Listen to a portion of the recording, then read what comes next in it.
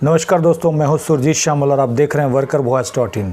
पिछले हफ्ते supreme court ने कर्मचारियों के जो पीएफ का कंट्रीब्यूशन है उसके बारे में बहुत एक ऐतिहासिक फैसला दिया है। उसके बारे में काफ़ी लोग पीछे सवाल कर रहे थे कि इससे क्या फ़र्क पड़ेगा उनकी सैलरी पे, क्या उनकी सैलरी से बढ़ जाएगी, क्या उनकी सैलरी से घट जाएगी, और भी तमाम तरह के जो बातें हैं इसके बारे में हम बताने जा रहे हैं।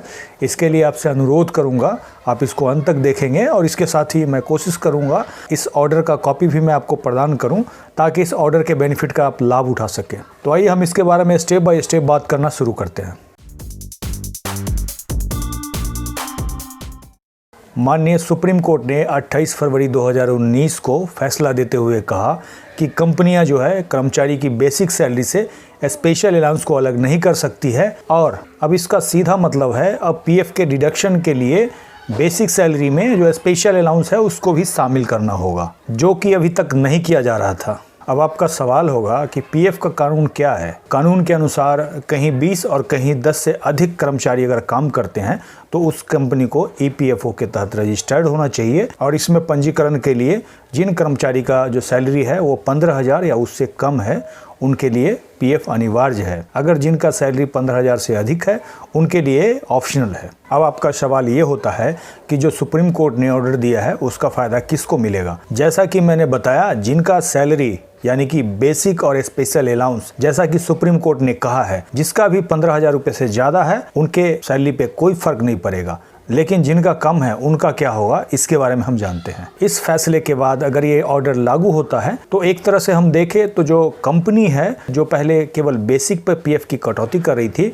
उनको अदर अलाउंस भी शामिल करना होगा, जिससे कि कर्मचारियों का जो पीएफ का कंट्रीब्यूशन है वो बढ़ जाएगा, जिससे कंपनी के ऊपर वित्तीय बोझ बढ़ेगा। लेकिन इसके साथ ही जो कर्मचारी का पीएफ का खाता है उनका भी जो कटौती है उसमें बढ़ोतरी होगी, जिससे कि उनका इन हैंड सैलरी है वो कम हो सकता है। ऐसे तो उनको फ़ायदा होगा।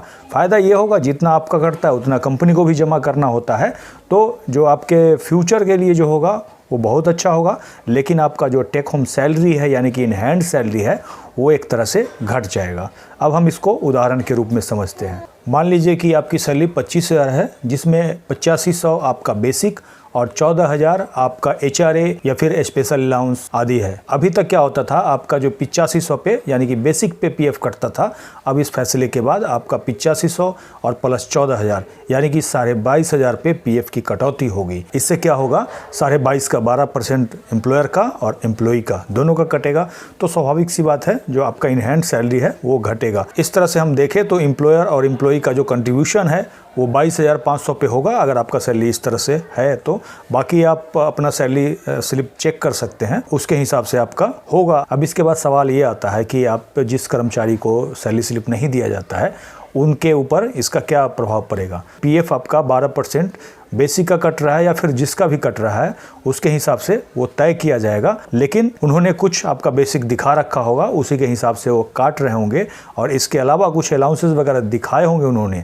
जैसे कि सपोज आपका सैलरी 15,000 रुपया मिल रहा है और उन्होंने बेसिक वहाँ पे 4,000 दिखाया, 5,000 दिखाया, तो इसका मतलब है बाकी जो है आपका स्पेशल अलाउंसेस हैं। मैं बार बार यही कह रहा हूँ, ये इम्प्लीमेंट होता है तो, क्योंकि एक तरह से हम देखें तो ये जो है एम्प्लॉयर के खिलाफ है। खिलाफ इसीलिए है क्योंकि इसका जो सबसे ज़्यादा बोझ पड़ेगा वो एम्प्लॉयर यानी कि कंपनी पे पड़ेगा, और शायद ये लागू हो या ना हो ये तो बाद की बात है, लेकिन हम इसके बारे में इसीलिए आपको बता रहे हैं कि इससे फ़ायदा किसका है और नुकसान किसका है। फ़ायदा तो एक तरह से तुरंत का फ़ायदा नहीं है आपके साथ, क्योंकि एक तो सैलरी जिनकी कम मिल रही है उनकी सैलरी और इन हैंड कम हो जाएगी, और लेकिन अगर हम लॉन्ग टर्म की बात करें, लंबे समय की बात देखें, तो इसका फ़ायदा बिल्कुल कर्मचारी को मिलता है, क्योंकि अगर कटौती की जाती है और जमा किया जाता है तो एक तरह से कर्मचारी के लिए ही फ़ायदेमंद है। इसके बारे में आपका जो भी राय हो आप नीचे कमेंट करके बता सकते हैं। अगर इसके साथ ही आप डिटेल में पढ़ना चाहते हैं तो इस वीडियो के डिस्क्रिप्शन में हमारे ब्लॉग का लिंक मिल जाएगा, वहां जाके पढ़ सकते हैं। वहां मैं कोशिश करूंगा इस ऑर्डर का कॉपी भी उपलब्ध कराने की, वहां से आप डाउनलोड भी कर सकते हैं। इसके अलावा कोई सवाल हो तो आप बेहिचक लिख सकते हैं, लेकिन आपको जवाब के लिए वेट करना होगा। आप में से कुछ लोगों का जो सवाल आता है, कुछ का तो मैं तुरंत ही जवाब दे देता हूं, लेकिन कुछ का टाइम लेकर के जवाब देता हूं। कोशिश करता हूं हर एक साथी के जो सवाल है उसके जवाब को देने की। उम्मीद करूंगा आपको ये जानकारी हमारी पसंद आई हो, तो आप इसको लाइक और शेयर जरूर करें, अपने साथियों के साथ इसको बताएं। इसके साथ ही जल्द ही हम एक नई जानकारी के साथ मिलते हैं। विदा लेता हूं, धन्यवाद।